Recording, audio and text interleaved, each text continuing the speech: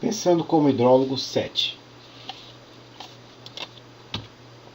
Uma questão então que se coloca é que depois de termos calculado as vazões de um curso d'água, de um rio, através de um modelo chuva-vazão, como os apresentados na sessão anterior, ou então até mesmo a partir de observação de uma série histórica, a questão que se coloca é, como engenheiros, será que nós teríamos condições de reduzir essa variabilidade? Né? Até que ponto a gente pode diminuir a intensidade dessas cheias e reduzir a intensidade dessas secas? É possível fazer isso? Né? Então essa é uma questão que se coloca. Como reduzir? Tem algum tipo de intervenção que nós possamos fazer para diminuir essa variabilidade temporal que ocorre nos rios, né? Reduzindo a intensidade das cheias e das secas? Né? Então uma resposta que se positiva, né, no sentido dessa redução, é exatamente diminuir o déficit hídrico, reduzir as secas, né, a intensidade e a severidade das secas, seria reduzir o déficit hídrico, e reduzir a intensidade da cheia seria esse excesso de vazão que ocasionam inundações e outras perdas. Então, uma forma de mitigar esses efeitos associados à variabilidade do regime de vazões associado aos eventos de cheias e secas é exatamente a construção de reservatórios. Então a construção de reservatórios vai possibilitar diminuir o volume máximo que escoa no rio e maximizar o volume mínimo que escoa no rio através exatamente de um transporte de água do tempo que é feito pelo reservatório. Então o reservatório é um transportador de água do tempo, né? Com isso minimizando as cheias e minimizando as secas. Então a ideia básica do reservatório é exatamente construir um estoque de água que seja utilizado para diversos usos, né? Você vai ter aqui um volume desse lago vai ficar vazio, esperando que chegue a cheia, e com isso a cheia que aflui ao reservatório não sairá a jusante, então ficará estocada aqui, e essa vazão da cheia, né, acumulada aqui, vai utilizar uma parcela desse volume, e depois de um período esse volume vai ser liberado para a jusante. Então a parte de montante aflui a cheia, e a parte de jusante não será mais afetada, a jusante desse reservatório não será afetado mais pela cheia, em função de quê? Em função dessa cheia ter ficado armazenada, estocada aqui no reservatório. Então, montante, monte, região da alta bacia, e jusante aqui, a parte da baixa bacia, ficará tendo uma redução na sua cheia. Da mesma forma, o reservatório vai transportar água no tempo, e essa água da cheia, uma parcela dela, vai poder ser utilizada no período mais seco. Então, por exemplo, no rio intermitente, quando as vazões aqui seriam naturais seriam zero, ao invés de ser zero, esse volume que ficou armazenado de água aqui do período úmido poderá ser liberado, e com isso as populações humanas, a indústria, a irrigação poderão ter suas atividades e usufruir desse insumo tão importante para a vida e para a economia, como é a água, num período de escassez. Então, o reservatório então, ele vai fazer exatamente isso, controlar as vazões, né, diminuindo esse efeito de extremos, de cheias e de secas.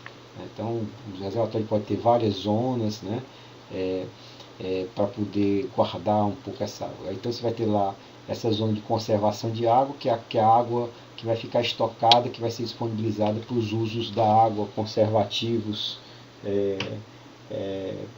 como o abastecimento das populações nas cidades, os serviços que são mantidos na cidade, a indústria, o processo de irrigação, a produção de energia hidrelétrica, muito relevante no Brasil, né?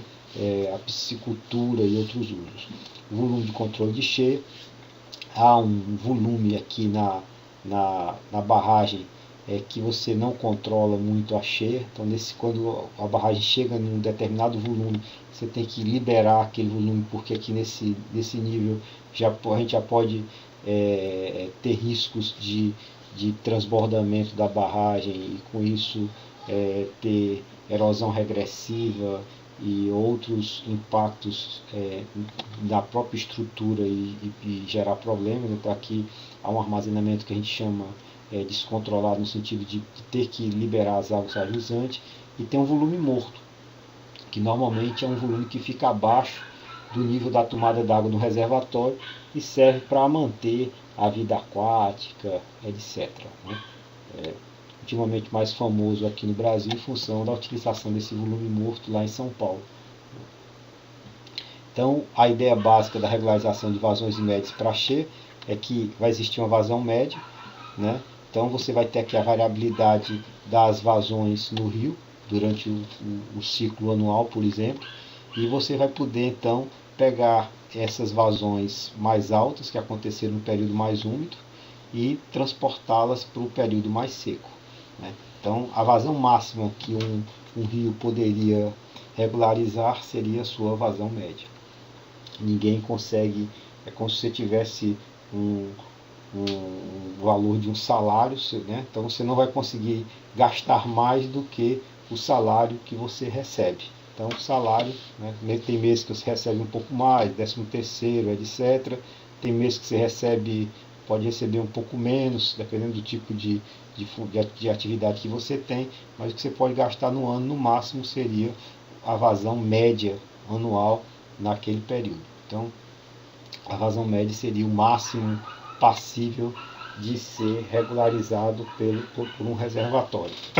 E o volume do reservatório seria exatamente aquele necessário para manter qual seria o volume necessário para poder transportar a água do período úmido para o período seco. Então, se a regularização fosse uma regularização intraanual, ou seja, do período úmido, por exemplo, que nesse caso aqui começa em outubro e vai outubro, novembro, dezembro, janeiro, fevereiro e março, né? Então esse período úmido transportar as vazões desse período para o período subsequente, na vazão interanual, então o volume seria exatamente o volume, né? Esse volume aqui necessário para complementar a vazão, e essa integral aqui, ou seja, esse volume aqui seria esse volume aqui seria o volume do tal do reservatório. Então se o reservatório não tivesse uma variabilidade sazonal, como é o caso aqui, e liberasse todo o tempo a vazão média, o tamanho do reservatório seria zero, né? Seria zero, né? Então esse é o ponto importante na capacidade de regularização. Então essa regularização normalmente vai ser menor do que a vazão média. Por quê? Porque nós vamos ter perdas como evaporação e outras perdas que vão acontecer no processo através do vertimento da água no reservatório, que vão fazer com que não se consiga regularizar a vazão média. Então a regularização vai ser sempre menor do que a regularização média. Só no local que não tivesse evaporação e você tivesse um lago infinito, você teria capacidade de regularizar vazões iguais à média, né? Então essa aqui seria a capacidade do reservatório, como a gente estava sinalizando, que é exatamente o volume necessário para fazer essa complementação para a vazão média. Então o reservatório vai ter aquele volume associado ao amortecimento das cheias, né? Teria um volume útil e teria esse volume morto aqui, que seria abaixo da tomada d'água.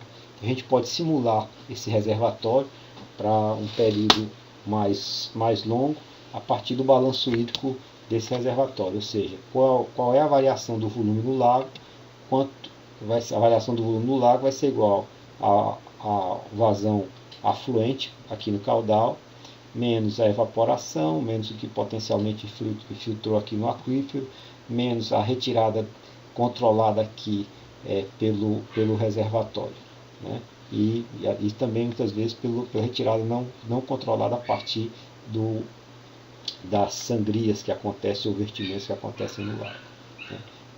Se você estiver pensando em seca, no período mais seco, você faria esse tipo de avaliação para saber exatamente as garantias de abastecimento para as populações que estão localizadas aqui a jusante do reservatório, retirando água aqui da própria bacia hidráulica.